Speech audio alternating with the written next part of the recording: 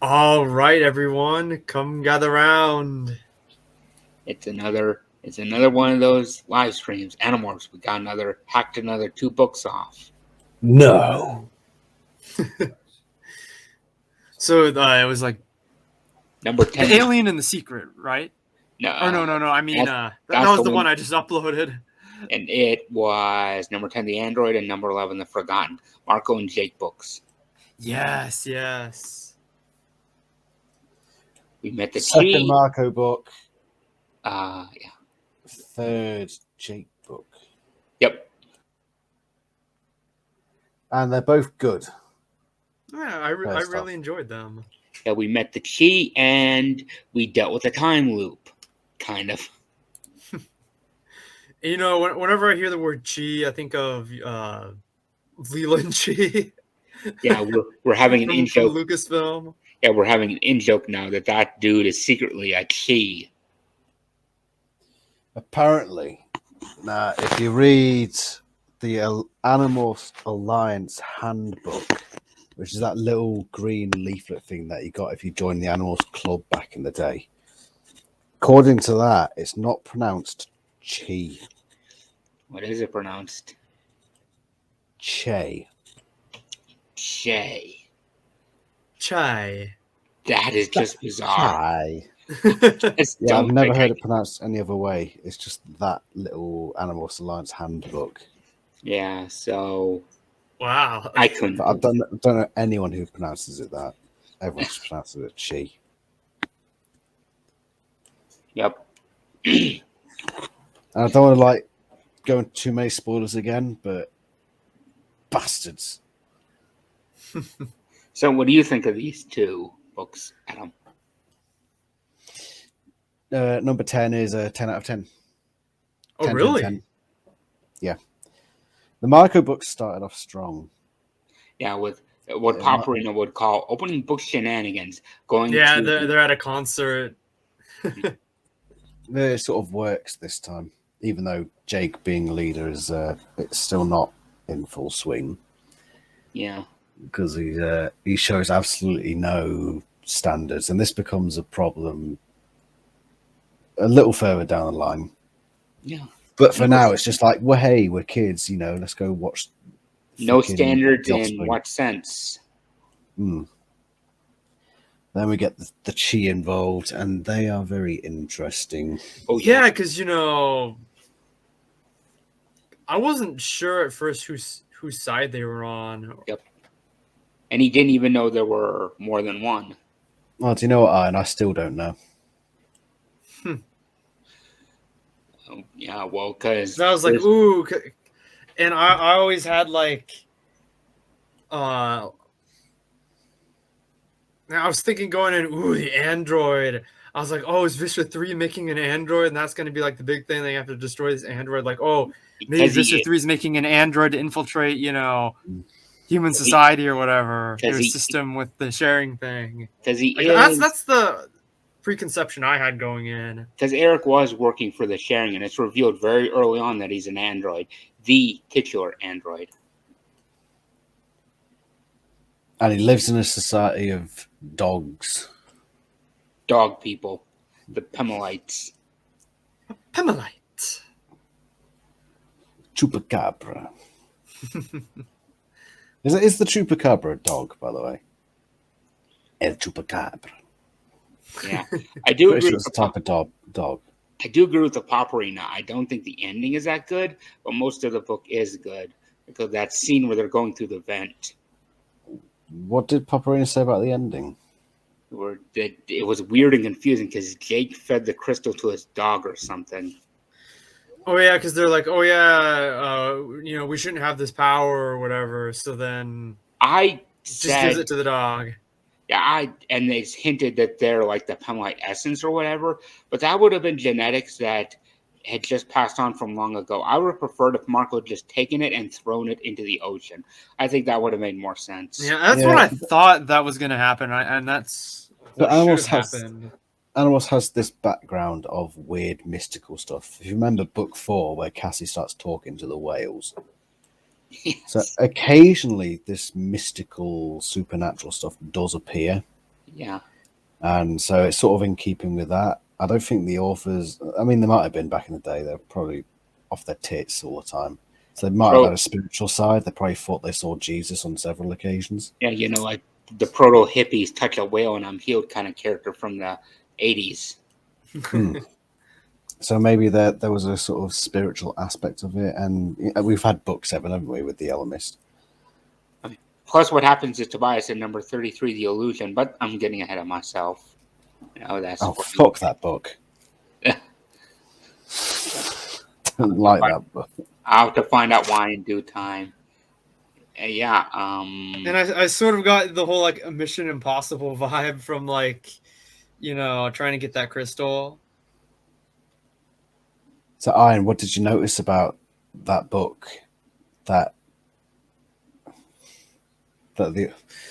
This book is different from the first 9 in a very specific way. What is it? Well, could you drop a hint? Because even I don't know what it is, and somebody doesn't appear. Oh. Yeah. Oh yeah, Vista 3, right? Yeah, he isn't in this book. That's true. Yeah. He wasn't. That's the Paprina joke. Vista 3 is there. Vista 3 is always there. I think this book really benefits from it.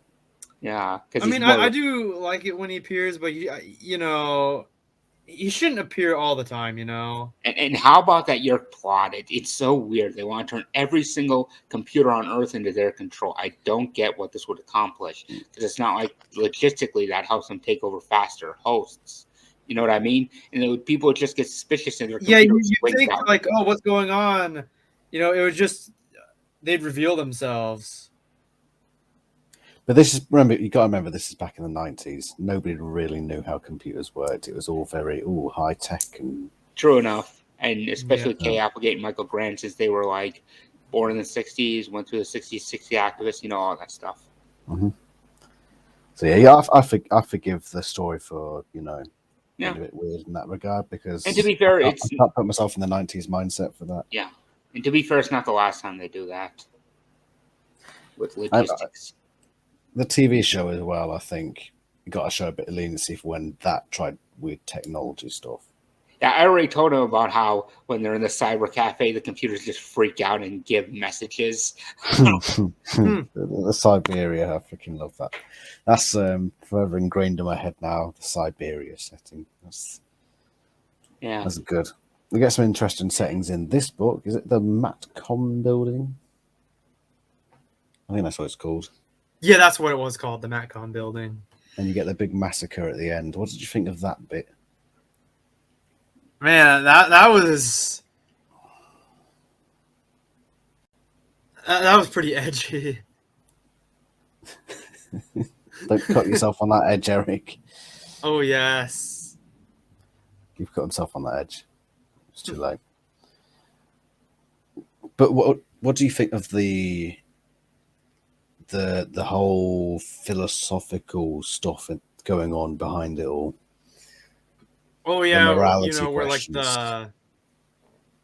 like, I'm going to change my programming and because I want to help fight. Pacifism has to be a choice, and it was never a choice for them. So that kind of makes it interesting. But as soon as he was offered that choice, he tried it, and he was like, "Nah." He's like, "Yeah, I'm going to continue to be a pacifist." He even reattached Axe's arm. That was just really interesting. I was like, "Oh, he just put his arm back on." I don't remember that bit. I should have just morphed and demorphed and grown it back. Yeah, but still. Eric didn't even need to do Axe that. Get knocked. Correct me if I'm wrong, but didn't Axe get knocked unconscious? It's such a brutal, quick whirlwind. We have no idea. In the heat of battle, don't really know what's going on. But yeah, it was basically Eric completely wiped out everything. Yeah, and because it was because he's a very, very strong android, like 10 times gravity on the planet with the Pemlites. Plus, the battle basically just amounted to Marco trying to get the crystal to him, and he succeeded. If not for that, yeah. And it makes you wonder. Well, it makes it quite obvious why Vista 3 doesn't end up turning up. Because if Visser 3 turned up, then he'd be dead as well, and there goes your main antagonist. Yeah. So they're just like, we can't really put Visser 3 in this situation. This is not put it in. It would just be some random old woman. Yeah, just some random controller. They could have brought in Visser 1. Visser 2. Visser 1, Marco's mother, we already reached that. Yeah, she can't be in there. Yeah, but she could have. Then she'd get killed as well. True, that's probably why. Yeah, but so we'll just have some random, sort of high-ranking controller. This isn't the last time we see a granny controller, though. Yeah, there's a thing about granny controllers. It's almost as if, look, anybody can be a controller, even old Gran. Well, old Gran could be the enemy. That was a conceit of the series, which is pretty good for the 90s. It's a bit different to the TV series. Remember one of the very first episodes when they're being chased around the mall with the Andalite disc, and this controller comes in, and he's just like the bulkiest, most macho-looking dude. It's one where Marco's hiding as a lizard in the pet shop. This absolute unit just comes strutting in. All after you fighting Andalites. Fighting puncher. Yep. Huh. Not many old Gran controllers in the TV series, but the book series certainly enjoyed them. Did you like? What would you give it out of 10 then? This book. Let's see.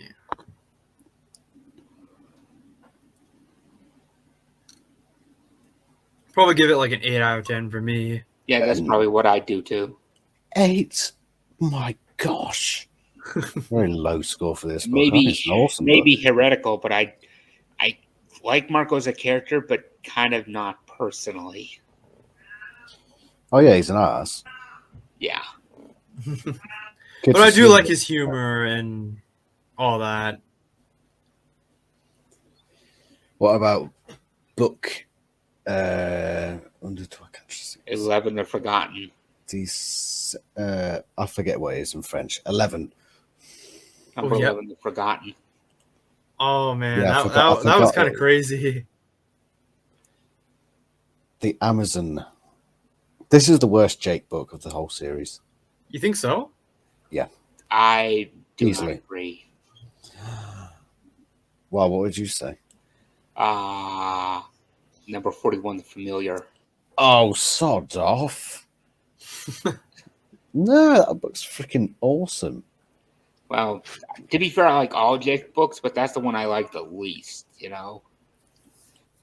I think the only books I really hate the most come in the Ghostwritten era, number 37, which you agree with, number 28. I'm rereading the series again now, and I'm trying to make 37 work. So as I'm reading it, I'm saying, right, okay, so that's sort of building up Rachel's character in this sense, that sense, blah, blah, blah, blah. Yeah. I'm going to try to be as lenient as possible with that book next time I come up to it and just try to find out what the hell was going on. So it's not just the Amazon, it's they're planning to steal a prototype bug fighter. And it kind of, the bug fighter just goes out of control. And yeah, because they shoot at the blade ship when they're firing at them. Yeah, like the Dracon beams like intersect in a way, and then time travel shenanigans, and they time travel back one day. For some reason, I thought they'd be traveling to some sort of ancient tropical time. Don't worry, you'll get to that. we'll get to that sort of thing. That's in how many books? Like 7 books. I'll give you a hint. The book's called In the Time of Dinosaurs. It's not that much of a spoiler what goes on. Yeah, my friend here has told me that there will be dinosaurs in the series. So yes, it's not. I'm not really spoiling anything. It's in the title. Yeah. Yeah, Sario rips. They don't occur much in the series at all, honestly. But it is just a way for them to fit some time travel shenanigans in there.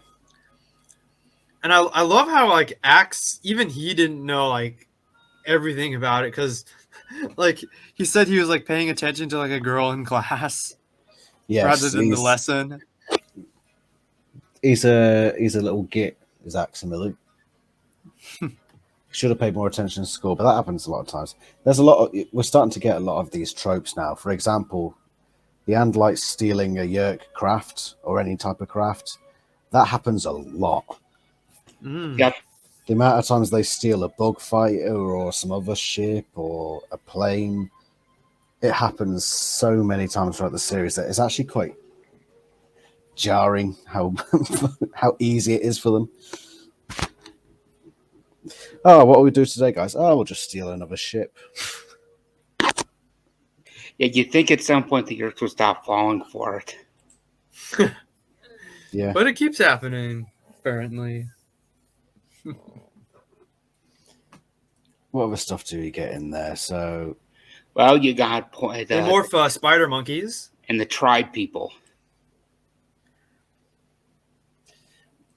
Oh yeah, they do a little alliance with them, and they're like, "Oh yeah, we'll take on," like, because they thought the Yerks were like demons. yeah, and then I don't know. It was a weird book. It was a weird book, and it plays a little role in Jake's leadership because he manages to bring all this together. You know, they're not doing very well, and he sort of rallies them. Yeah, there's some some involved. There were some moments where kind of like Jake was questioning himself as a leader. He was just kind of losing it. Yeah, but that storyline is done a lot better, I think. In and next Jake book, dies. 16. Yes, Jake dies, and that snaps his consciousness into his other body. That's at the exact moment about to go into the safe way. And time travel sucks. Paprika said. Yeah, this is probably the worst time travel book of the series. And I seriously thought they'd like something that might happen was like, oh, they fix the ship, they get it back, and then they recreate the stereo rip thing, and that's how they get back. Nah. Nah, I think it's a complete fit. Well, maybe not complete. It is a filler book, one of the first of the series. In fact, it might be the first of the series. Yeah, because discussing serial rips would be more impactful. The other instances of time travel had a bit more wide-ranging consequences on the show of the books. Oh, what was the name of the thing that Visser 3 morphed? That weird, like... The Lurdathak. Yeah, the Lurdathak. That thing was pretty creepy. That's not the last. It's not the last we'll see of it, by the way. Yeah, I did kind of tell him that, but I didn't say where. Yeah, I'm not going to say where either. You'll have to find out for himself. So next time they'll be prepared, at least, and Jake can tell them. Oh no, because yeah, it's probably best not to say. But trying to think what else happened in this book. Oh yeah, square dancing. Yeah, that was so goofy. It's fun though. It's one of those fillers where it's like, yeah, that's nice innocent bit of fun. Yeah, technically the next book is filler too because they don't really accomplish much of note, but it's not bad. And because number 11, number 12, and number 13 are like some of my favorites because they came in a collected paperback when I was younger. Nice. Yeah, the next book's a filler as well, isn't it? Yeah, we yeah, we started the Rachel one. Yeah, you started it. Yeah, we started like a day or so ago. Yeah, but we haven't gotten that far. But we're almost, and this is something I think Iron is excited for, is to see Tobias again. Yes, my boy. Even if we're counting Animorphs 1, we still haven't seen him in a while. Yeah, his next book is, I don't know. I don't think many people likes that one. Well, I liked it, but this is bordering into spoiler territory. So Just trying to think about the connections we could make within. Well, and speaking of Eric already knew about Visitor 1. I can imagine he did. And like I said, they are going to appear with information, but they can't do more than that. But I always wonder, and this is an interesting idea, is why didn't they just, with what Jake knows about the Yeerks, he could potentially kidnap Tom over a night, threaten to starve him out, and give him to one of the Chi, and they could have a new man on the inside for the Yeerks, and Jake would have his brother back. He'd have to live rough, but it'd be better than being a controller. The Chi are capable of a lot, but as you'll find out as you go through the series, it can get very frustrating. Yeah. And I'm not going to go into so much detail why. Yeah, so I'm going to find out on my own. Yeah, of course. But what? I'm trying to think of how to word this question. Well, as vague as possible would probably work. I mean, why do you think that Eric was at the sharing handing out leaflets? Why would he do that? Well, from what I remember, like, he did the thing where like he has a Yeerk in him, but he's like controlling it, and if I remember, he's infiltrating. Oh, that's a whole question in itself, by the way. The whole Yeerk in his head thing. But carry on.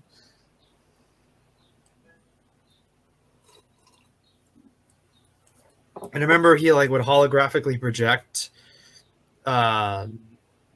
like a Yeerk going into the Yeerk pool, be like, "Oh yeah, see, my Yeerk is out getting the Kandrona rays with fake." So yeah, he's infiltrating.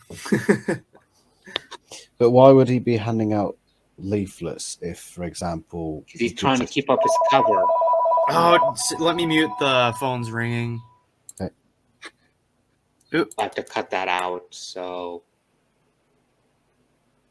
are you having to answer that? I think he's having to answer it. Oh, it stopped ringing. Thank God. Yeah, so you might have to cut that out. That's fine. We'll just progress. Keep guessing. Where was I? So what? It's ringing again? What? God. Obviously got an important call. Just wait for him. All right, let's go. So why would Eric be handing out leaflets if, for example, he could just not? Guess he makes him. He wants to make himself look like he's legit part of them. So, oh look, see, I'm handing them out. I'm on your side. But if he can make holograms of himself doing other things, why is he just hologram himself giving the leaflets out? Oh, even I don't know where you're going with this. Yeah, that's a good question. Unless that was what it was, because they never actually established if him handing out leaflets was itself a hologram. There's always an edge in Animorphs, kind of fractured reality. You know what I mean? That what you see is probably not real. Because it's either that or he was handing out leaflets when he could have just hologrammed himself doing something else, or not doing that, or not even being there. Yeah, we'll have to probably discuss that when we get to it at a later point. Something I just thought of for number 11, The Forgotten, that I want to bring up is the scene where Rachel is a bear and she's covered in ants. Oh, that was freaky. No, legitimately, no joke. I once picked up a washcloth and there were bed bugs seething all under it. So yeah, I could just imagine that. Yeah, I've had to deal with bed bugs. And then Jake had to lead a rival tribe there by tearing chunks off her bear fur, and then they were fighting over her. She had a huge ant war. She morphed back and jumped into a piranha-filled river. Got out just in time. Yeah, it's not great, is it? Not very fun. That's one thing that makes you happy that timeline was erased, so she doesn't have to go through that. Only Animorphs can make a war between ants look epic. Yeah, the ants is quite a spectacular return for the ants after book 5. Yeah. Quite an impactful species on the series. Yeah, I think I might. Of course, I think one of my favorite things about, reading it is when my friend here does the axe voice. Yes, because I often seek to do it in a way that will emulate the mannerisms of the Popperine and how he did it with the Aximile Escarot Insta voice. And I think one of my favorite things about the way you do it is at the beginning of the word, like, for example, you do this weird thing, like, if he says yes as the first word of the sentence, he goes like, yes. I love it so much. And so it's become my canon, my head. Oh, great. The phone's ringing again. I think someone's desperate to get hold of him. More against a grandmother. Everything all right? Yeah, well, he'll be back in a second, and then we can pick up. Oh, the annoying thing is my grandma's constantly getting these phone calls, and the phone is like literally right here, and I can't go anywhere else for internet to do this because I'm hooked to an Ethernet cable only. There's no Wi-Fi. So you were saying that's your favorite canon interpretation? Yes, that'll always be my headcanon voice for Axe. Of course, I love how Axe reveals that. I think you said this earlier, Adam, that he's just a kid. He wasn't paying attention in school because he was distracted by some hot Andalite female. Yeah, that's all he was after. Yes. I don't know. I never really established what I thought his voice was like.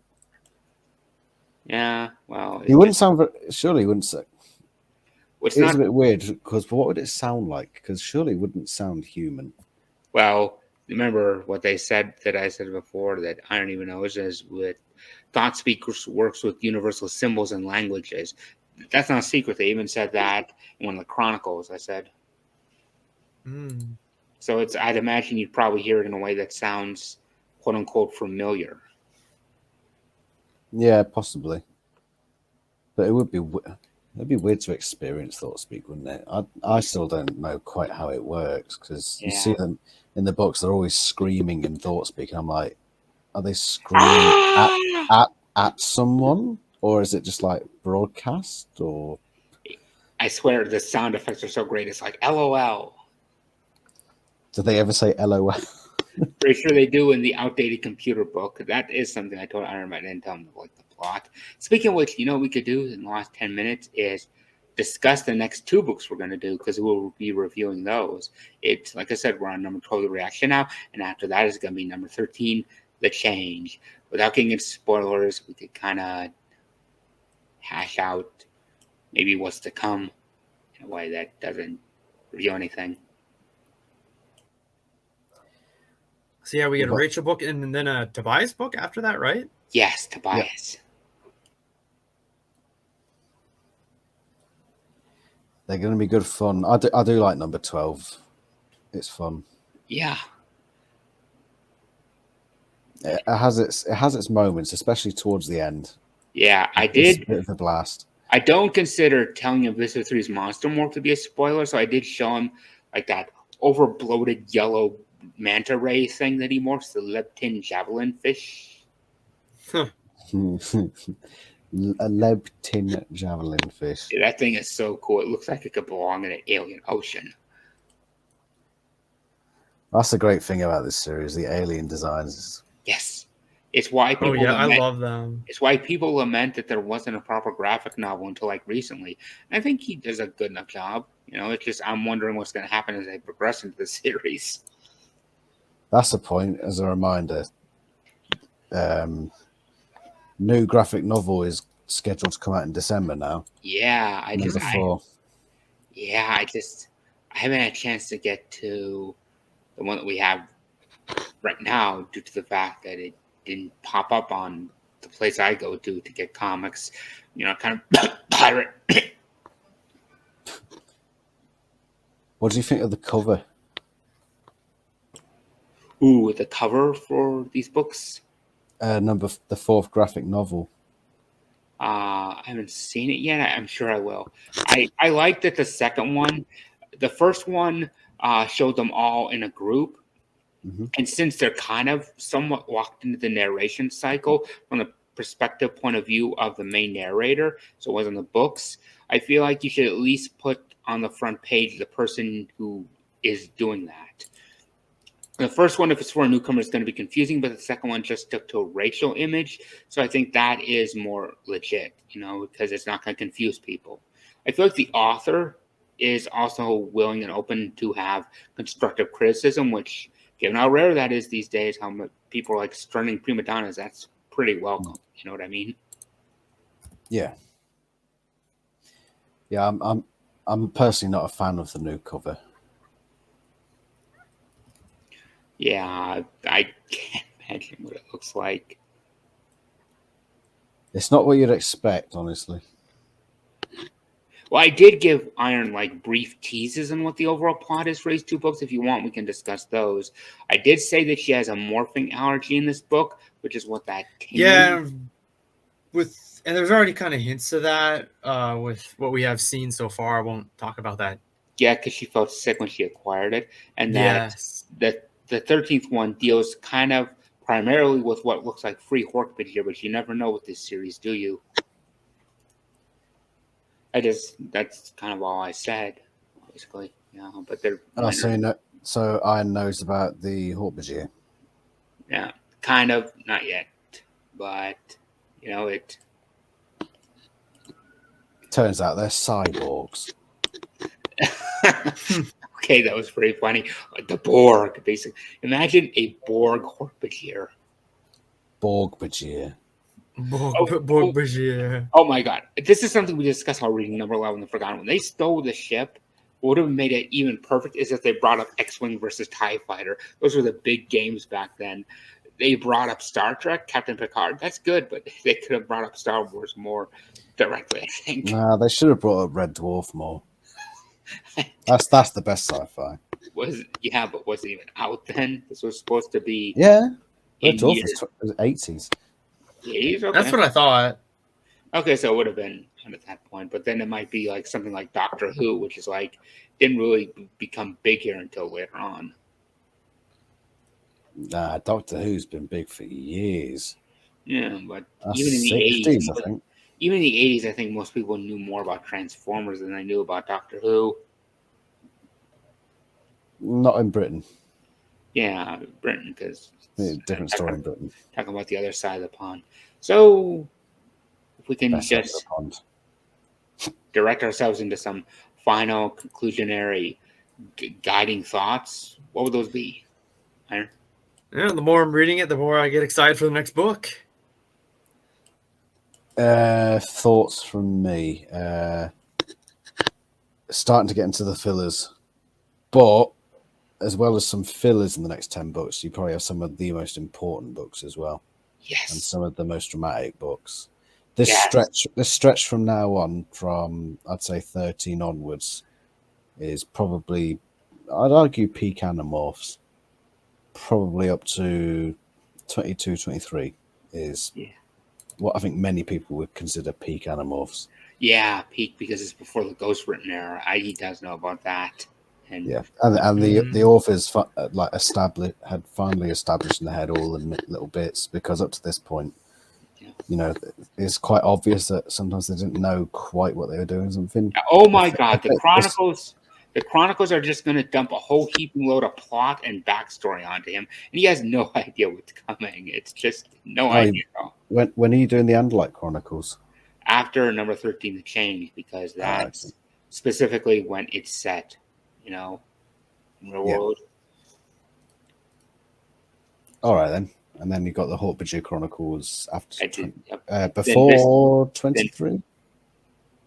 That's before 23, after 22. Then Viscer's after 35, and then the Almas Chronicles is somewhere between 47 and 48, I think. 47 and 48. Such in Britain, they're both in a single book. Yeah, They're freaking awesome. we have the Megamorphs, 2 of them into 1 book, or the Anti Chronicles 3 in 1. So Yeah, I've got those. it's my sort of conclusionary thoughts. I'm going to say I like that the Animorphs are shaping up as more of a team. There's less of the uncertainty that they had very early on. The sense of doom and gloom, like an enemy could be around every corner. That's still here, but it's kind of muted, because they have all these safety nets falling back on. The Chi are allies, and Axe brings in an alien and scientific perspective that they need, and stuff like that. Plus, they met the Elements, even though he hasn't done much yet, but kind of he will later, kind of, But you don't know what he's doing sort of in the background as well. Yeah, that too. But that's a discussion for when we get to the Animorphs Chronicles, I think. Yeah, true. I mean, quite a while off. All right, chums. Are we packing up? I've got to go to bed. I've got a 15-hour work day tomorrow. Sure. Yeah, I think I've said all I wanted to say. Yeah, will be a lot more to say after the next pair of books. It's just, ooh. Yeah, it's going to get fun. The Yep. roller coaster begins now. Okay, Things are about to get serious around here. So, all right, we'll see you when we do another review of Animorphs. Yep, and hopefully at that point, someone will have caught up enough. Another newcomer to Animorphs, Brennan, that we know from some of our EU servers, will have joined in. Because yeah, I am really excited for him getting into it. Yeah. Doesn't drive a Honda Jazz, does he? Sorry, a Honda Fit for you Americans. I don't know. Because if he does, he's not allowed. Banned. Cheers, guys. All right, we'll see you later. See you later. It's pretty good. Peace out.